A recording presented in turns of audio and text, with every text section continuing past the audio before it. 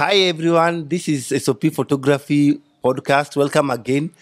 Over the years, I've had an interest of having conversations with most of my friends who are professional in different fields. And today I'm having one of my best friends, Rosebella Abok. She is a global customer experience expert. And welcome back again, Bella. Hi, Steve. I'm happy to be here. I'm excited about our topic of discussion. Let me not let the cat out of the bag. I know, right? So, before we start, first of all, our topic of discussion is customer employee experience, okay, in an organization. But before we get there, which book are you reading now, Bella? I am reading a couple of books. You know this about me. But the one I have in my bag, because I always carry a physical copy of a book I'm reading in my bag. Yeah. And I read it during wait times. Okay. So I'm ever kept waiting somewhere because I've probably arrived early or they were not ready for me. I'll open my physical book. Or during commute. So sometimes we spend a lot of time during the day moving, in movement. Yeah. And for me, that is probably being transported. So I'm in an Uber. I take that time to physically read. Yeah. So that's a couple of books a month. Which book are you reading? I'm currently reading this one and I started reading it today. I bought it on Thursday. For those who cannot read, it's called what? Read the topic. It says Smarter, Faster, Better.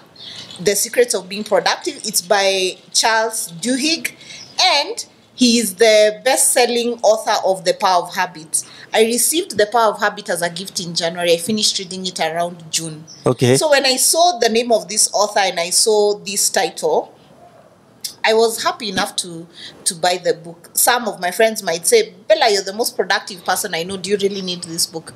But because it's Charles Duhigg and I know it's research-backed, I have to read and practice the elements that he has presented in the book. What are you reading? I'm reading a crazy book. Listen, there's this part of my mind that I always get intrigued about things that people don't want to read. The unwanted stories. So if you have an unwanted story, I'll want to read that. Okay. So the book I'm reading now is called The Teller of Secrets. Oh, and it's fiction. It's a novel. What sort of? It's fiction by BC at Japan. I've actually on the last bit of it, and it's so intriguing. It's a book about sex life, political life, a girl chasing her dreams, a girl in her adolescence, the cultural life around her, and how she wants to conquer the world with education, but still wanting to maintain the cultural aspect that comes with being human. So it's a very intriguing book, and how many secrets have been told there. I can't tell people the secrets I've read here. Oh wow! Now you want to convert me. I'm looking at going into African authors. Yeah. And I've only read I think two books this year, this whole year. 2 books that have African authors, and I'm looking forward to a third one, an author that I have actually physically met today. So I'm looking forward to the print of his books as soon as they're in print in publication, like when they are ready. Yeah. I want them. What's the name of the author? The author is called Odwor Jagero. I have met him today and I'm excited. Okay. I'm actually African-based. I love African-based literature and fiction stories. Like I'm a very big fan of fiction. And one book that I read, I don't know if it was fiction, it's called The Problem with Nigeria. Oh, really? Yeah. You see, do you want to go there? I don't want to go there, but I want to quote one thing that Chinua Achebe wrote and said that Nigeria is not what it is because leaders are not what they're supposed to be. Oh, wow. Yeah.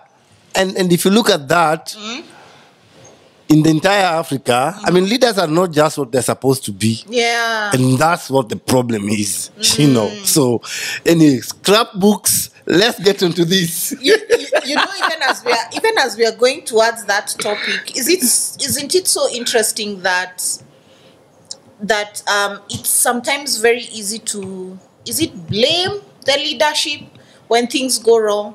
Okay, some quotes have been said that the fish rots from the head, to imply when it's wrong with the leadership, it's going to be wrong with everyone else. But I also dare to say leadership is not necessarily everything about a title or a position. It is that you can have a sense of followership that's based on your values and how you present yourselves. Someone who is now president once schooled somewhere and was nurtured by someone. And there's a teacher, there's a lecturer, there's someone in his journey. And so who he presents as right now and how he shows his leadership, I dare say, is courtesy of all of those things. And he's a representation of all of those things. If it's rotten at his level, it's rotten at many other levels.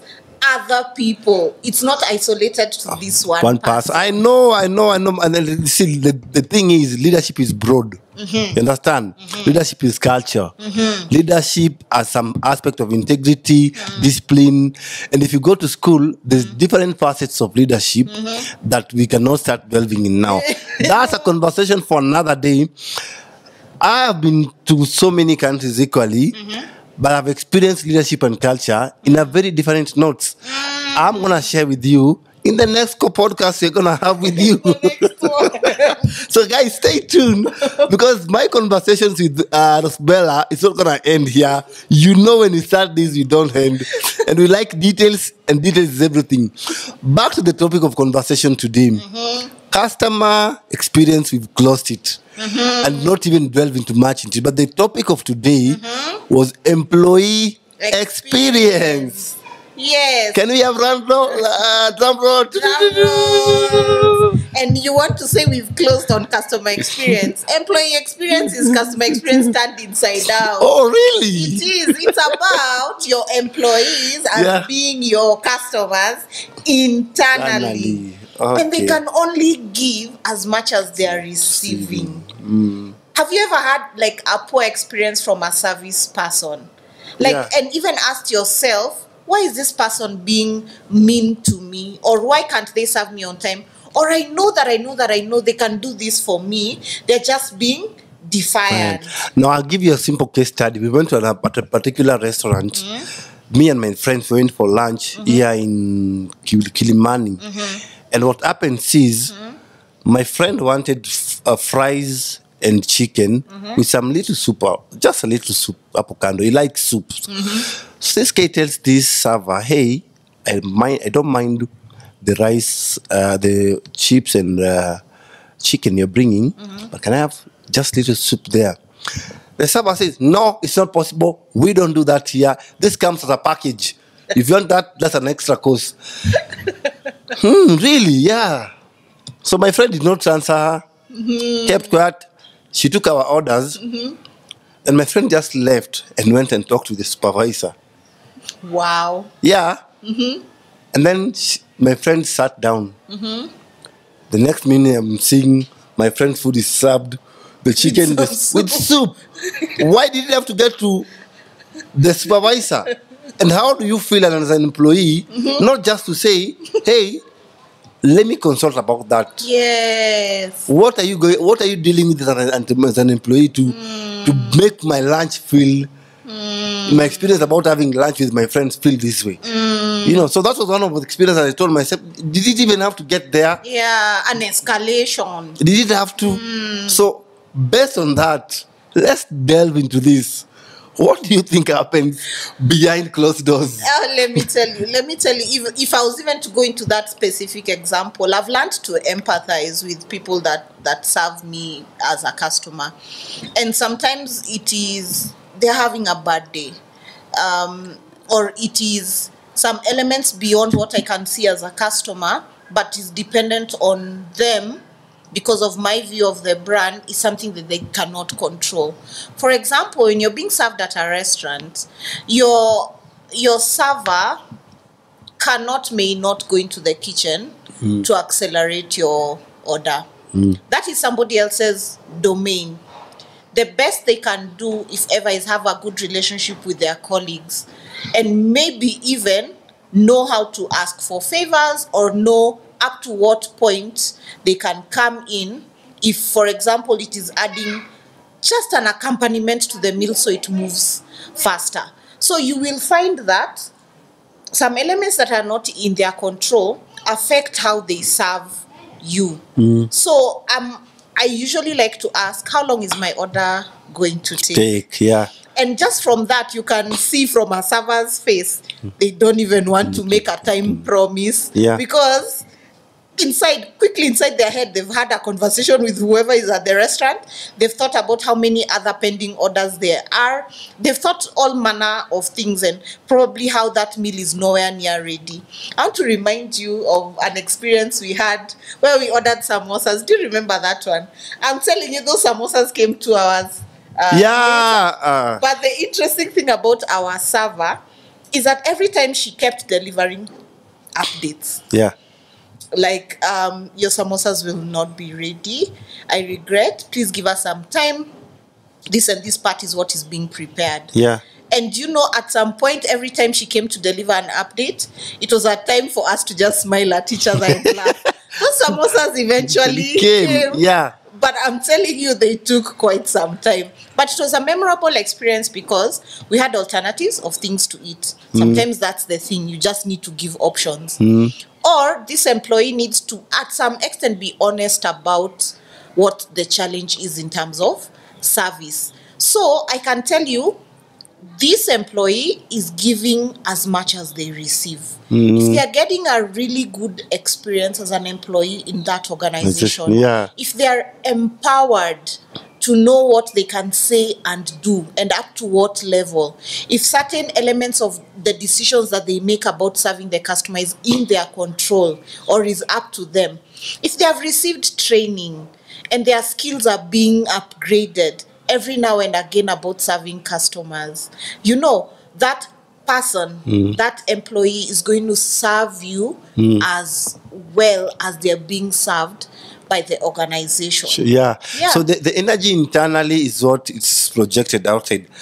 I love that. Because that's why I want to ask you about how is an employee journey when they're joining an organization. Because many of my friends, they get in an organization, they don't know what to do, what to start, and then you ask them something about an organization when they're somewhere working, they don't even know how to respond. So, in a storytelling way, tell me about an employee journey, or how it should be when someone is joining an organization.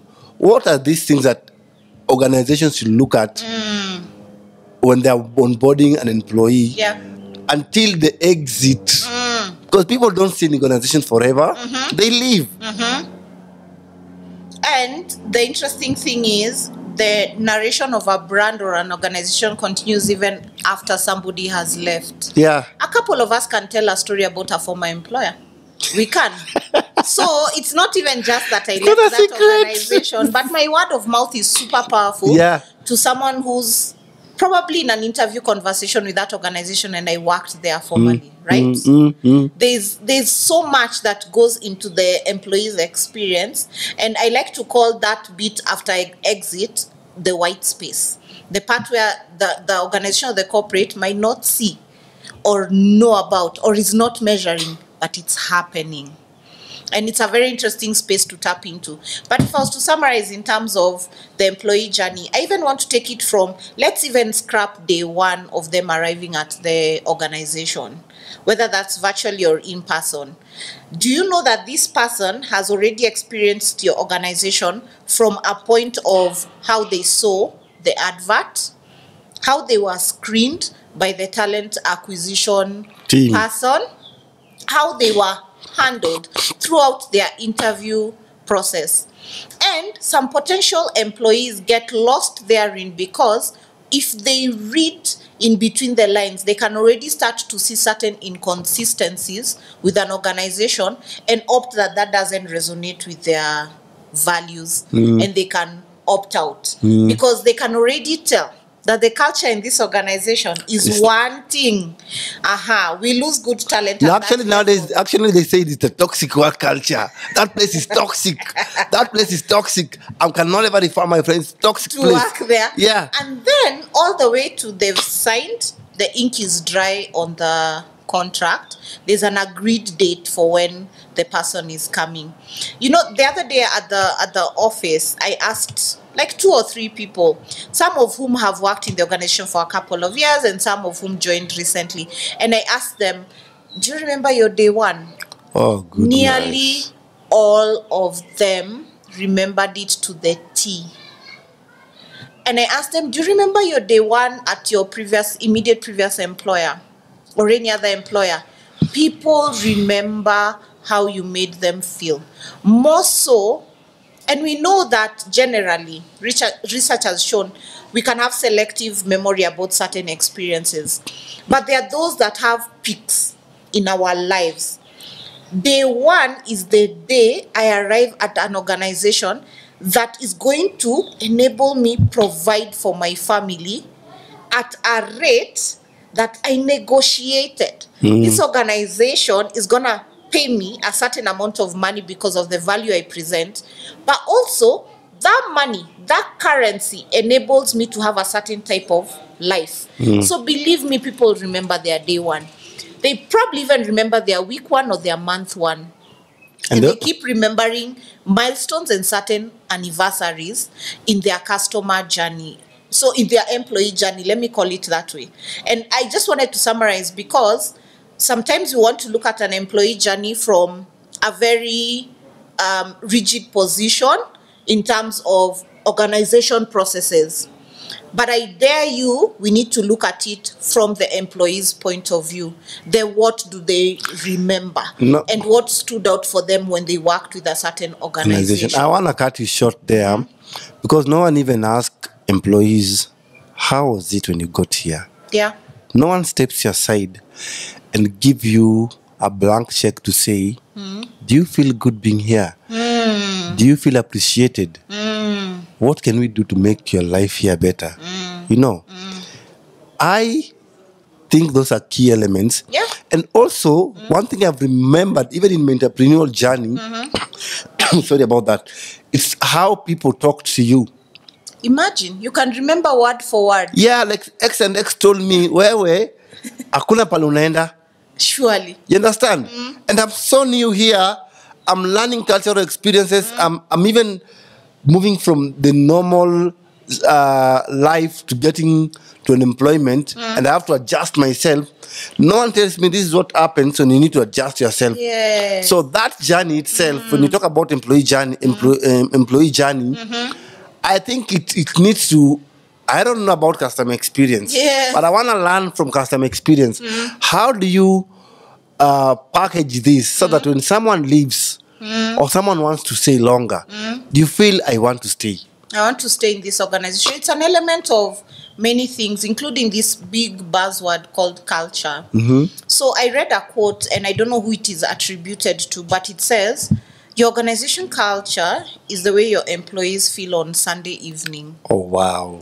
And I think that sort of resonates on a certain level because our work week generally starts on Monday. But I'm also cognizant of people that work shifts and even work that Sunday. But the implication of that statement is just before I have to give certain hours of my time value to an organization, how do I feel? Yeah. Do I feel excited? Am I going to jump out of bed? Am I going to do my morning routine with a certain level of enthusiasm because of how I show up at work? And there's an element of not just saying this organization culture is crap and that's why I show up as crap. There's a personal responsibility employees have to drive culture change in the organization. I just want to say that as well, because sometimes it sounds like blame. So somebody is not as productive or they are not career progressive and they want to just put it on their employer. There's an element of personal responsibility. What do you bring to the table and how do you show up? Never in any situation, including in our family, will there be an excellent, very perfect experience. It's about how you respond and how you choose to be a change agent. Let me just put that out there. The other part is, why stay if you're gonna grumble? Yeah. You know? Why stay if you're not going to be an element of change in that organization? So choose how you show up. But also, what I want to say is, organizations are now starting to listen, Steve. Organizations are carrying out... Really? They are carrying out employee surveys. I've seen some jokes on Instagram where, people are doing reels to say, or to show you a visual of an employee being mistreated right after they finish the anonymous HR survey.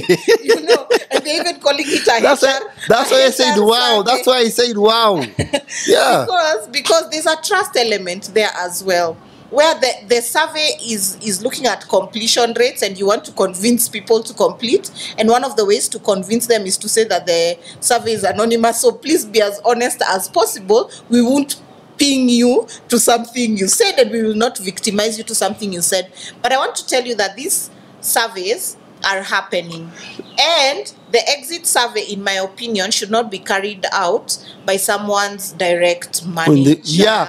I want to jump in there because, so sorry to say this, most organizations always want to get information from employees. When they are leaving? No. Not to listen to them, okay? Yes. Not to say, this is what Steve is saying about work hours. Yes.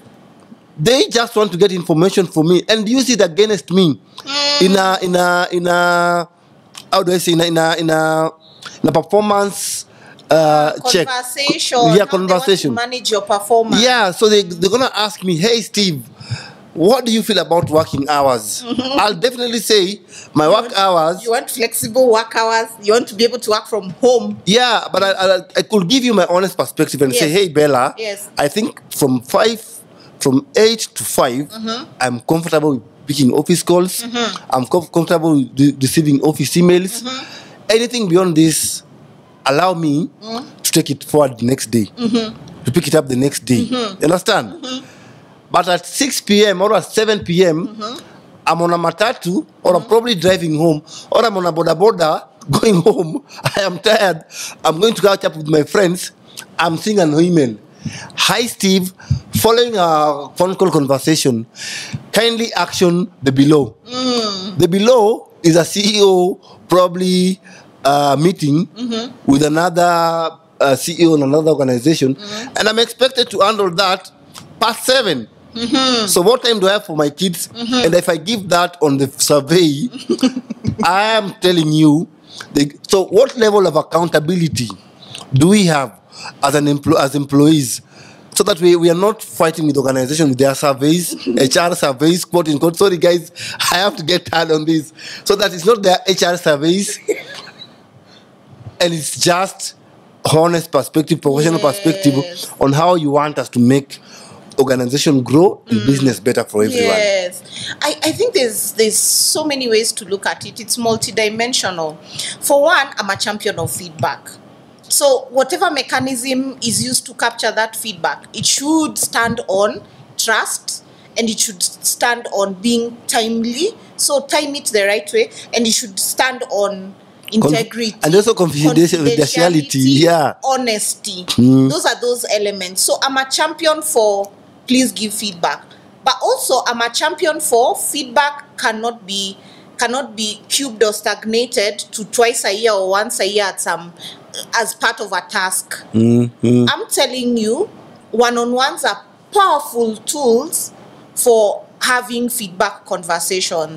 And managers or leaders in an organization should be empowered and should empower their direct reports to know that it's always an ongoing conversation. It's not just about that one time or 2 times in a year when you're asked to fill in a form.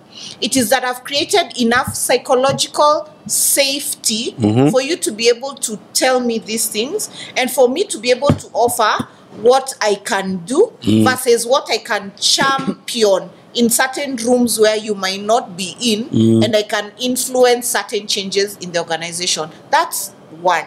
Number 2, it is that the trust element of when I give you honest feedback is the expectation behind that. Yeah. Truthfully, it's that you did something with it. Yeah. Now, are we saying that organizations do something with the feedback that they receive with employees? I think they do. To the best of their ability, they do. Sometimes what doesn't happen is that they do not go back to their employees to say, we noticed about 50 of our 100 employees all said flexible working hours. Yeah. As a result, we have introduced 1, 2, 3, which are optional, and you need to discuss with your line manager. Yeah. Or we have done 1, 2, 3. Yeah. So what usually results is a blanket conversation where employees say, we keep giving feedback, nothing is being done. And then we have the people that receive the feedback saying, but didn't we give salary bonuses? Didn't we? But they did not socialize it. They didn't close the loop. And even with customers, we like to know that something was done about what I said. Exactly. And sometimes it is even that you tried doing a thing and it didn't work out. Yeah. And it cost the business some element. Just tell me. Just tell me. But the thing is, Bella, let me cut you short. The thing is, the business always wait until something happens to them. Then they realize, but Bella said about this. I think the call is on the leadership at any organization, and not just leadership by rank, leadership by how we show up, whether you have a title or not, is to be able to speak these things out, but to back it with action. Yeah. So sometimes people will not listen so much as to what you keep saying, as opposed to what you actually do. You've had this monkey see, monkey do business. Yeah. What I see being exemplified by my leader is what I will do. Yeah. And that's the other definition of culture. We can say certain things and put them as values on a wall in our corporate, and we can say timely response to queries and I like the definition of values as actions, not necessarily just an adjective or a noun. So something like that. But you can see, or you can even hear your leader saying, I will not respond to that right now. Yet it's part of the values. Values on pinned. Is it just what I see pinned it's there, like or is those, it how it's exhibited in the company? Wait, it's like those no corruption. This X and the free corruption free zone. It's something that's been put on our wall, but when you get in there, something else is being done. I want to jump in. Sorry, I want to cut it short, and I want us to discuss the CX weeks that is coming. You know, I've documented CX weeks for most organizations that are my clients. And it's always a pomp and glamour. Let's say it, you know. So when companies want to show their customers they care about them, or probably also because this topic about employee experience is also when the employees are receiving gifts, they're receiving. Do we have customer service week coming? Do we have employee service week or something for the CX? Because that's something I feel it's a culture missing, and I'm really very much obliged to learn if there's anything that employers do for a week for their employees, just to make them feel we love you being here. We love that you take your time to wake up at 3 a.m., 6 a.m., 4 a.m. to be here. Do we have something like that? I think it might not be calendarized already and put as a stop in the calendar, let everyone across the world acknowledge, but there's organizations that are super intentional about their reward and recognition programs. And what I've seen previously is when people say, catch your employees doing the right thing. It's very easy to keep catching our employees doing the right wrong things. But even when they do the right thing, we see it, we don't verbalize it, we don't publicize it, we don't reward them. And there's organizations that are super intentional about it, and that experience of rewarding and recognizing happens the whole year round. And if I'm hearing you correctly, it is that also customer service week shouldn't start and end with that first full week in October. As much as globally it's a stop, and let's all acknowledge customer service week. I also happen to know organizations that are rewarding and recognizing their customers all year round. Oh, wow. So that week is a week to spotlight. Yeah. To mean they've been collecting customer testimonials. They have been visiting customers. They've been organizing customer forums. They've been doing all of these things throughout their year.